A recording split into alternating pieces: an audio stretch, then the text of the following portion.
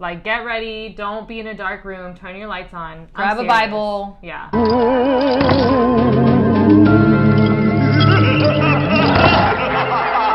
Hey guys! Welcome to another episode of Talk Spooky to Me Tuesdays. We know it's not Tuesday. We get it. Like, we get it. We understand. We get it. We learn. Lessons are learned. We're never going to do a specific day ever again because we never upload on that day. But we've been uploading every week, so. Today's case is the first of its kind on our channel, so we're really excited about it. Also scared. Yeah, it's scary. I'm a little scared. It's the Exorcism of Anneliese Michel, which is one of the most popular cases of an exorcism ever, and it's spooky, guys. It's really spooky. I'm telling you, like, it's spooky. Let us know what you guys think of our Talk Spooky to Me Tuesday episodes, or Thursday, Wednesday, Friday. Which one has been your favorite so far? We want to know, because we want to know what cases you guys like more. The haunted places, true crime, whatever it is, let us know. And don't forget to subscribe. Please subscribe. All right, so let's get into it. Anneliese was born on September 21st, 1952 in Bavaria, West Germany, to a Roman Catholic family. She was brought up with 3 sisters and her parents, Joseph and Anna. They were very religious and went to Mass twice a week. Anneliese also had an older sister, Martha, who her parents had out of wedlock, which was frowned upon in the Catholic Church, especially back in the day. Mm-hmm. Anna even had to wear a black veil at her wedding because of it, and Martha died at the age of 8 of a kidney ailment, so really sad. But yeah, the fact that she had to wear a black veil, I'm just like, that's kind of crazy. Terrible. Like, that's terrible. Does anybody do that now? I hope not. The family wasn't really wealthy, but they were well off. They were a middle-class family who owned a sawmill. The parents were very strict on the girls and were protective of them, which is probably because of the death of their first child, which understandably so. Yeah, I can't imagine. They're probably so, like, you know, like helicopter parents. Yeah. Protect them. Exactly. Anneliese enjoyed playing the piano and was a good student. She wanted to become a teacher. It was said that Anneliese was very sensitive and empathetic towards people, including people who were homeless, people who were drug addicts. She kind of had a heart for them. She was known for having a heart for them. She even decided to sleep on the floor of her room because she felt it wasn't fair that she had a bed but homeless people didn't, which... That's... wow. That's so selfless. Yeah, it really is. So when she was 16, she was actually diagnosed with temporal lobe epilepsy after she suffered a severe convulsion. The seizure lasted about 15 minutes, and she said she felt as though a giant force was pinning her down, which I can't say how that feels, like seizures, but I'm sure it's awful and feels terrifying. A lot like that. This was the first of many seizures for her, unfortunately. Temporal lobe epilepsy can cause many serious symptoms, including memory loss, visual distortions, difficulty or inability to speak, and an altered experience of the 5 primary senses. Anneliese had a lot of health problems. She also, on top of that, had tuberculosis and heart and circulatory problems. So she had a lot of medical issues. Already at a young age, too. So that's really sad. Things start to get a little strange, though, when she was staying at a sanitarium for treatment. Patients noticed that during a prayer, her eye color suddenly darkened and her hands were like claws. What? That's weird. What? A little while later, while saying the rosary, Anneliese saw a huge, cruelly grimacing face. This scared her so much that she developed a fear of praying. She felt like it was a warning, informing her she shouldn't be praying at all. Doctors then prescribed Anneliese an antipsychotic drug, sometimes used to treat schizophrenia, hoping to control the delusions she was experiencing. We say delusions like what the doctors considered illusions. When she was released in August of 1970, her family noticed severe changes in her character. After having to be out of school for almost a year, because, I mean, she was at the sanitarium, she was getting treated, Anneliese became very depressed. Her friends, who used to describe her as a jolly girl, now said she was quiet, withdrawn, and deeper into her religion. She began to pray much more than she normally did, and while doing so, she experienced auditory hallucinations, hearing voices saying she was doomed. Her performance at school also got much worse. In June of 1972, Anneliese had her 5th and final convulsion. In September, her neurologist prescribed the anti-convulsant Delatin. The drug had some side effects like blackouts, stiffness, as well as seeing horrible faces, and apparently she could smell a stench that nobody else around her could. So things started getting pretty weird. This is terrifying for a kid to be going through. Absolutely terrifying. Like I can't even imagine going through that and by yourself essentially. So over time, she appeared to be more and more repulsed by religious artifacts. Her mother actually saw her eyes darken and claw-like hands like the people in the hospital did when she passed by the statue of the Virgin Mary. Like as a mother, like could you imagine seeing that? Like no. I think my kid would. Yeah. Like you're. That's when you. We'll put you in an outhouse, right? When her father took her to a shrine in San Demanio, Italy, Anneliese was actually unable to enter. She said the ground she was walking on was on fire, and she was blinded by a picture of Jesus Christ and other saints. On the bus ride home, her voice suddenly changed to that of a man. She ripped a rosary apart and let out a stench that everyone on the bus could smell. So, like, just things were escalating quickly. What do you even do? You know, like, it's just one of those, like, I don't know. That's just insane to me. Yeah, I mean, I wouldn't know what to do. No, like, it's just all these weird things that you can't really explain, and it's horrible. A lot of people are trying to explain them medically, but even then, I feel like it's hard to, and we'll explain it a little bit later, but like, I feel like it's hard to pin all of these things she's experiencing, she's smelling, how she's even acting and sounding. I feel like that's very hard to find a medical reasoning for that. Yeah. Oh yeah. And I understand why they're trying to, of because course. Like what other option? You know what I'm saying? Like you're trying to rationalize it. You're trying to find even, science. Yeah. Like I would probably even think like, oh, something's medically wrong. But like, who knows? We'll get into that. On September in 1973, Anneliese's doctor, Dr. Luthi, added another drug to her treatment. He declared under oath that she said she often saw ghostly faces and that the devil was in her. She further assessed that a judgment of fire would be visited on everyone. She could not get her mind off of these things. She had no power of decision and everything was empty in her. And while doing this research, like, she had this feeling that the reason why all of this was happening to her was she was basically taking on the guilt of everyone else's sins. Yeah. And she felt like it came to a point where she needed to go through all of these things that she was experiencing in order to make it better for everyone else, which is insane. That's insane. Yeah. I mean, she was obviously a very selfless person, so it's crazy. So her family finally decided to get help from a priest to treat her. The priests were a bit skeptical and referred her back to her medical practitioners. So in November 1973, another doctor took Anneliese off the drug she was currently on and gave her Tegretol. I know that we're probably pronouncing all these wrong, so I'm sorry. We don't take drugs. Which she took for what remained of her life. Tegretol is a drug used to prevent and control seizures. Around this time, Anneliese also had graduated from high school and began attending Würzburg University in Germany, trying her best to keep up with some kind of normalcy. However, it seemed her health still continued to decline. She kept to herself mostly, remaining very antisocial. Despite the medication she was on, her behavior went from bizarre to just terrifying. And I'm sure, like, back in the 70s, even now you see all those commercials where it was like, if you were prescribed Adderall and da-da-da-da-da, you may have these, like, who knows, all of these drugs that she's been taking on and off again, all different types, and these are very powerful drugs.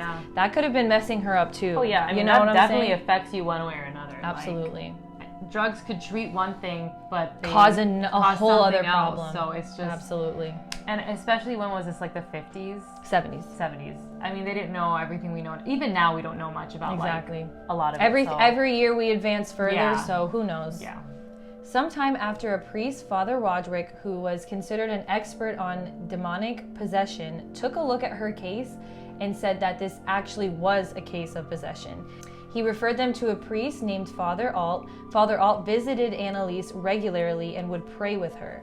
He played a big part in convincing the bishop that an exorcism was in fact needed. An exorcism was not granted for a really long time, and Anneliese's condition got much worse.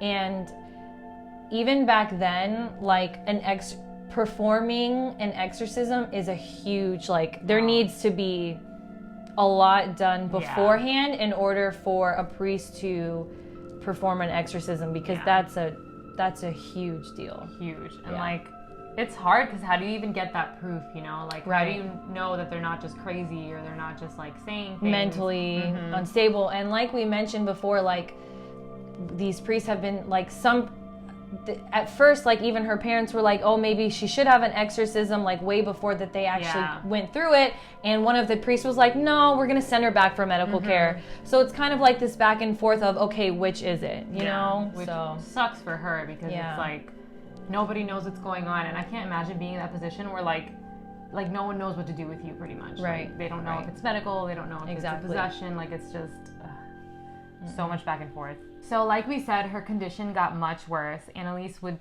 stopped eating and drinking for a long time. She would scream uncontrollably. Her legs would turn super stiff and she wouldn't move. She bit or hit people. She broke religious artifacts, didn't sleep more than an hour a night, and became restless. She would also run through the house and showed superhuman strength by squeezing an apple until it exploded. Imagine how hard that is. And threw her sister around like she weighed nothing. She would start choking because her muscles became tense and her body temperature was so hot that to cool off, she would roll around in coal dust in the basement. She filled an old iron kettle with icy water. She ran around naked. That's how like hot her body temperature was. She also started sleeping on the ground and would eat spiders and flies or chew on coal or urine-soaked underwear. It was just like, dude. At one point, she even bit the head off a dead bird. Like, there was something really going on with this girl. Right. This is not normal. Like, at all. Very far from it. Even for, like, just... Like, you can't even say she's crazy at this point. It's just, like, what is happening, you know? It's just insane. Anneliese did have a boyfriend named Peter, which her parents were happy about because, again, to have some kind of normalcy in the midst of all this chaos, I'm sure was nice for her parents, you know? I'm sure that gave them some peace of mind. However, Anneliese's behavior was just as strange with Peter. She would have random fits with him as well, throwing things at him and screaming and growling at him. So hats off to Peter, because I feel like not a normal guy would just stick around and I don't want to say put up with it, because again, she's going through something that it's very obvious she herself can't control, but still, like, he deserves a gold medal because that couldn't have been easy. I agree. Once she began to see deceased family members and the stigmata wounds appeared on her hands and feet, family reached out to Father Roderick because Father Alt was not available at the time. We're going to read you some parts of a letter he wrote to the state attorney about his visit in early September 1975. He said, "I sat down beside her and held her hands. In her trance state, a second personage announced itself, calling itself Judas. She spoke with an altered, much lower voice.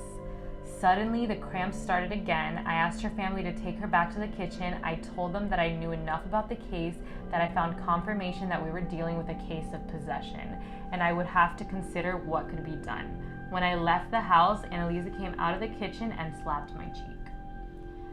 So he was pretty certain that she was possessed. And that's something besides, outside of the medical diagnosis needed to happen. Oh yeah, 100%. And the fact that he wrote that letter to like a state attorney, like he was saying this stuff like in court, he was like, "This is what happened." You know what I'm saying? Like, he's really trying to fight to get this done. Yeah.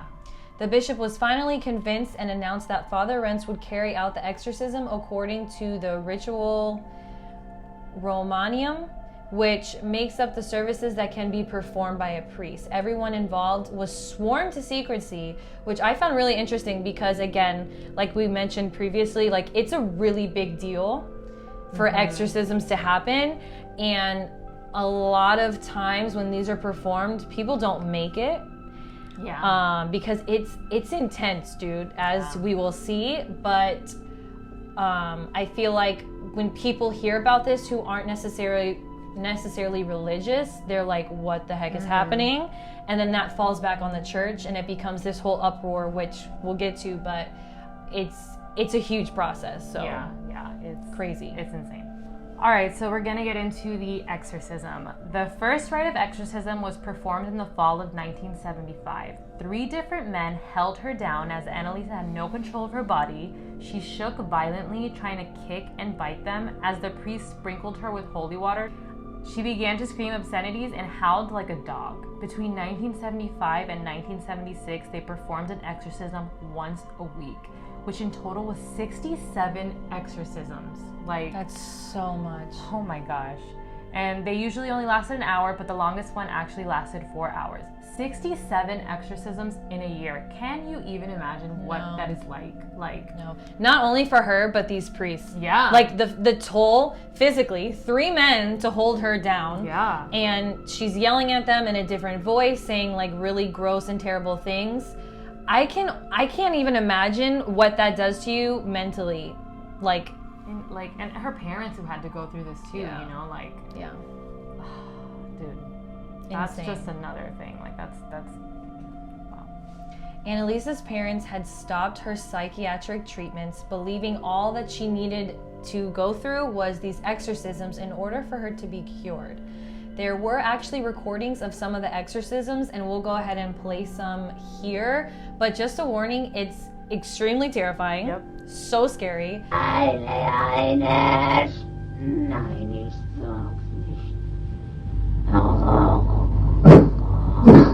Ich wird diese Rede. Weil eine starke Halsmaul. Ja. Eine starke Waffe ist.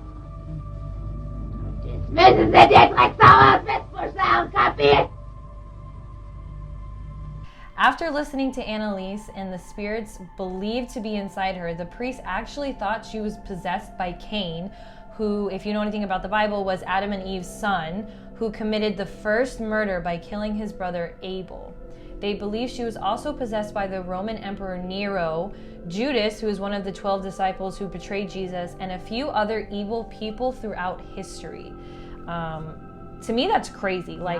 Possessed by specifically these people in history, and that they knew. But the priest said that they came to this conclusion based on the languages she was speaking and what she was saying. According to the priest, these different voices would argue amongst each other, fighting for the dominance inside her. Each one had a different terrifying message of how terrible hell was and how people of this earth didn't know what they were in for if they weren't people of faith. I'm scared. I'm terrified. So scared. This case really does scare me. Yeah. While we were researching, we were texting back and forth, talking. We were like, dude, I'm scared. I'm writing about this, looking everywhere. I'm just it's a scary thing. It's a really scary topic to go into depth about, and it really is. I don't even like watching movies. No, I don't. Normally, I won't. I won't do it, but yeah. I remember one time we went to Halloween Horror Nights and they had the Exorcist house. We did it once. And we were like, we're good. Yep. That's how scary this crowd is. Yeah, it really is scary. Yeah. However, much of what these spirits were saying, Anneliese also believed and said when she wasn't possessed, including how modern churches and priests are wrong and how traditions should be kept. Anyone who was in the room at the time of an exorcism said they felt the heaviness of the room. As time went on, Anneliese's body looked more and more fragile. She had many broken teeth, black eyes, bruises all over her body. She also would scratch herself uncontrollably, causing bleeding. She refused any medical treatment and stopped eating altogether. And we'll insert some pictures of what she used to look like, and then during this, what she ended up looking like. It's sad. It's crazy. It's drastic. It's crazy. To me, it's more than just a mental. I don't know. Oh, yeah. It doesn't make any sense. No, it doesn't make any sense. It really doesn't. Finally, in October of 1975, the priest succeeded in releasing some of the spirits from Anneliese.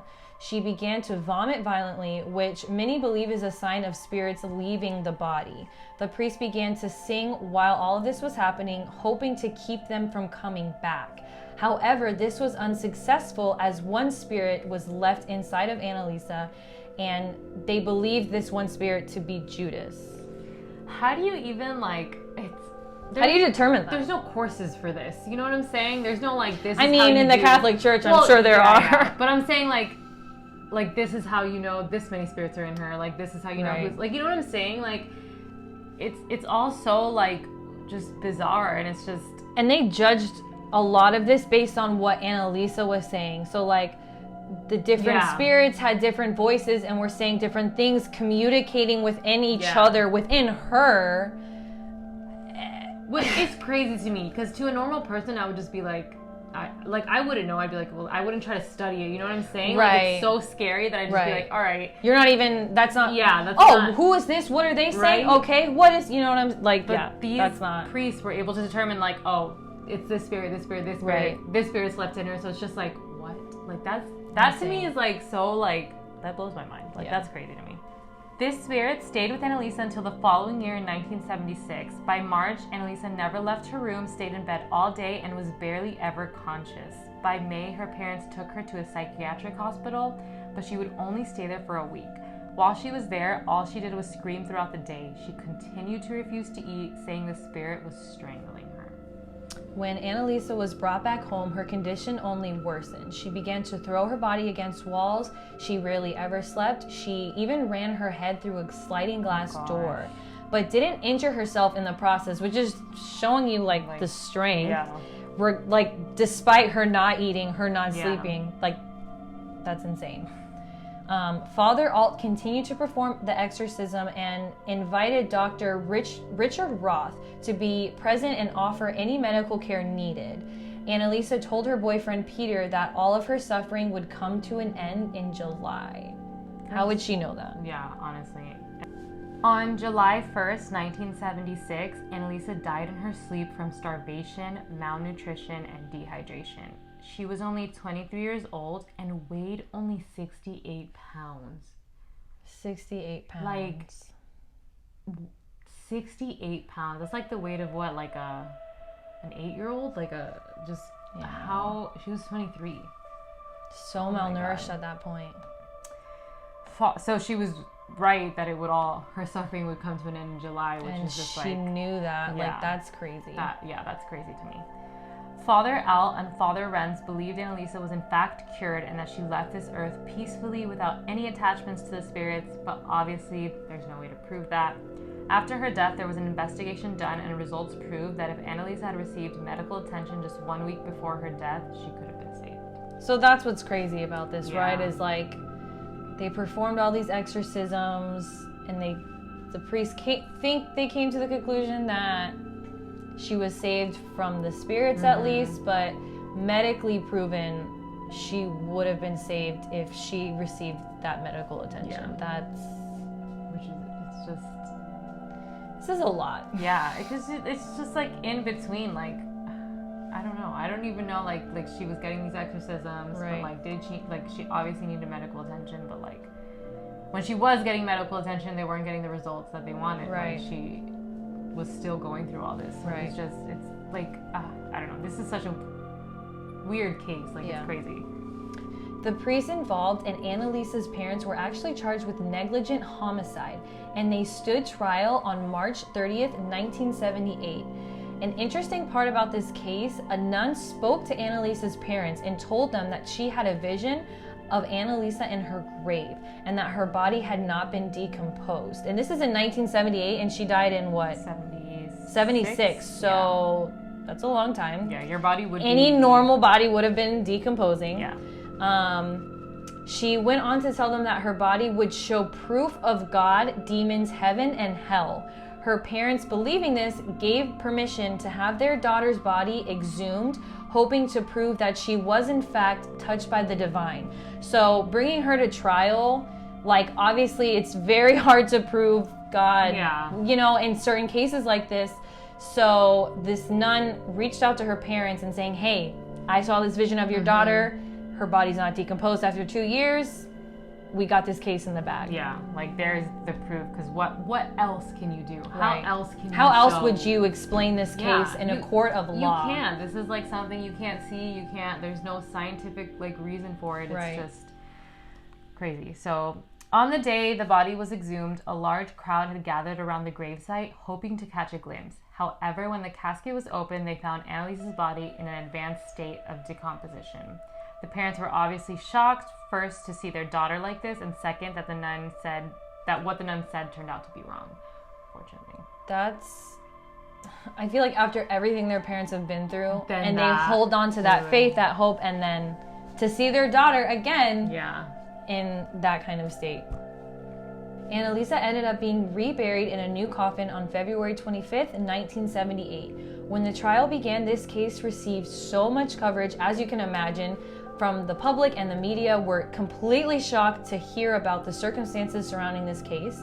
The Catholic Church actually paid for lawyers of Anneliese's parents' defense.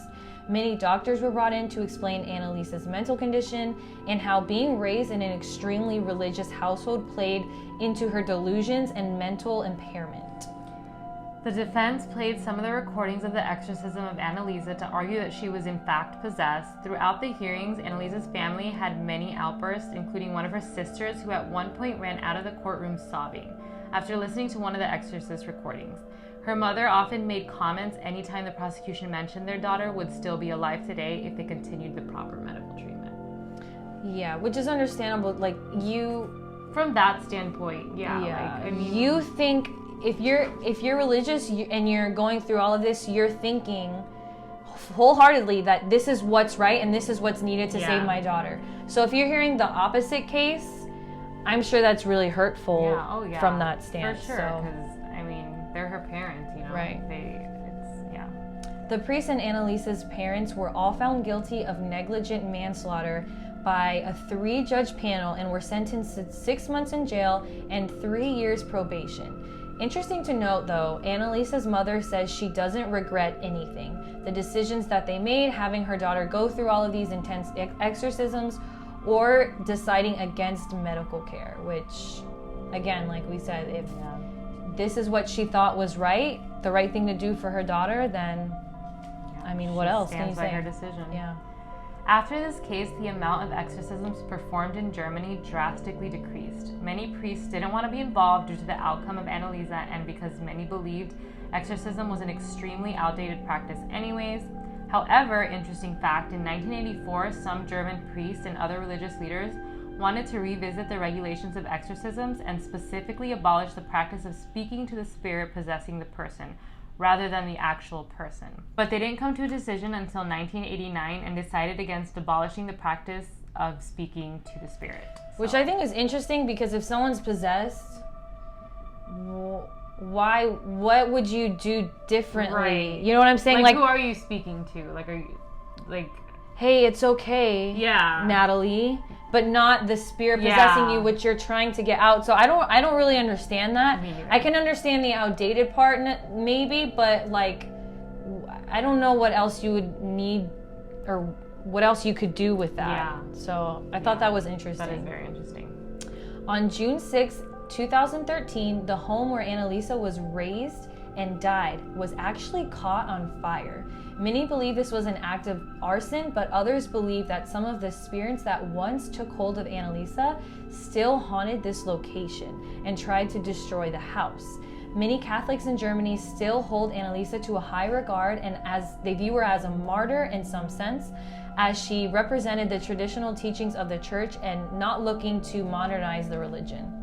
Some people even visit her gravesite to this day, honoring her, leaving notes on her stone, hoping that Anneliese will purify their souls. So the question still remains today, and to this day is debated: was Anneliese actually possessed, or was this just a tragic case of a severe mental illness that went untreated? So, thoughts? I don't know, because I'm thinking about it, and like if I heard about this case, something like this today, I would probably be very skeptical. I'd probably be like, like, was it negligent, or was she actually being possessed? Like, it's hard not to be skeptical about those things. It really is. Like, I just picture if this happened to someone I know, yeah, I would need answers. Yeah. Oh, right? Yeah. And I feel like an exorcism wouldn't do it for me. No. You know what I'm saying? Like, that wouldn't be the first thing you know what I'm saying? Let's grab an exorcist or a priest to do this exorcism. Like, yeah, I would need this to be medically explained, but obviously that wasn't the case here. Nope. Like, nothing fixed her. And I mean, it also was the 70s, so maybe they just didn't have all the answers. Yeah. You know? That is true. Like, maybe she did have something medically wrong with her, and they really couldn't figure it out or pin it down. It's just, I mean, I do still keep an open mind. Like, yeah. I don't believe that these things don't happen. Like, I'm sure these things happen, but it's just, I'm skeptical. I'm just gonna be that way, you know? Like, again, we want to rationalize things. Yeah, it's so bizarre. Like, I really would, like she said, I would want a medical answer. Like, something was wrong. Right. And yeah, like she said, I'm sure if it happened today, there would probably, like, I don't know, like, I feel like people would probably come up with some kind of logical answer, you know what I'm saying? Like, I don't know. It's such a weird case. Like, I don't know. The thing that gets me, though, like, is what keeps me, like, is, like, the different voices. Yeah. Which, I think we already inserted a clip, but, like, if you hear her talk, like... That scares me. It's really scary. Weird. It's really scary. And a lot of the things she was saying, like... And again, like, who really knows? Because we don't know Annaliese's past, like, how much she knew, but, like, her mom was making claims that, she didn't know how these people talked, like Judas, Cain, and all, like, their stories, their backgrounds. So how would she have known all of this information that they were saying? Yeah. You know, unless she did her own. And Anneliese had to have done her own research, read up on these people, learn their language, like how they talk, and then talk out loud. Like, you know, she would have had to study this. That's the one part that gets me. Yeah, same here. And just like, there's no proof of this, so like, who knows? You like, can't. You there's literally recordings can't. And there's pictures and stuff, but like, is that really proof to people? Right. You know what I'm saying? Like, you can't rationalize this. So really, who knows? Who knows? Either way, I hope she is at peace wherever she is. And, I do too. You know, her family too, because they've been through a lot. That will leave like a lasting impression for the rest of their life. Like, for sure. Insane. For sure. We also wanted to mention the movie The Exorcism of Emily Rose. It was from 2005. If you've seen it, then you might know that this movie is supposed to be based on Annaliese's story, and they are actually pretty close. I just watched it the other day. And the movie actually focuses a lot on the trial of the priest, which tells Emily's story from his point of view. And throughout the movie, it kind of shows like backflashes of Annaliese's experience. But what I thought was really interesting is that the lawyer who's defending the priest in the movie is also being haunted and tormented by these spirits, which the priest, you see him warn her against. He's like, you're going to be surrounded by this evil because you're trying to help me, essentially, and he was involved. So we hear Emily's story as well as seeing multiple hauntings play out, which makes this movie extra creepy. And like we mentioned, I hate these kind of movies. It's a creepy movie. I've watched it so long ago, but like I was creeped out by it. Yeah. Just these movies just creep me out. But I would like to know like the real story like of the lawyers who were like involved in it. Yeah. Like I would love to know like what they thought on both sides. Yeah. I think that would be very interesting to sit in that courtroom and hear. Yeah. Oh yeah, for sure. So let us know what you guys think. What do you believe? Comment down below. We'd love to see what you think. This is like a very bizarre case. I'm sure everybody has so many opinions. Let us know if you like this type of video. Honestly, it's really not our favorite. Nope. We were super creeped out doing the research for this, but if you guys like it, no judgment. This We stuff do is it. interesting. Like I do It like is. researching this stuff, and you know we always have an open mind about things. So we will do more videos like this if you want to see it. And there's also Warren cases. Yeah. They go into more possession. Oh yeah. So we're gonna end up doing more. Yeah. But if you guys have one in particular that you want to see, let us know. We'll do it. We'll do it. And yeah, let us know your thoughts. Make sure to subscribe if you haven't already. Follow us on TikTok, Instagram, our blog, our podcast. Spotify! If you don't like seeing our faces and our beautiful backdrops, let us know what backdrops are your favorite. And if, honestly, what else can we do? What do you want to see from us? What do you want? This Decorations, video ideas, like what do you guys like? What do we need to change? Please. We want your suggestions. Let us we know. like the, what is it called? Criticism, something criticism. Yeah. Constructive criticism. That. Please, like, let us know. And, if you're like an expert on visuals, come help us. Come help us. Please. All right, guys. See you in the next one, and Stay spooky. stay spooky.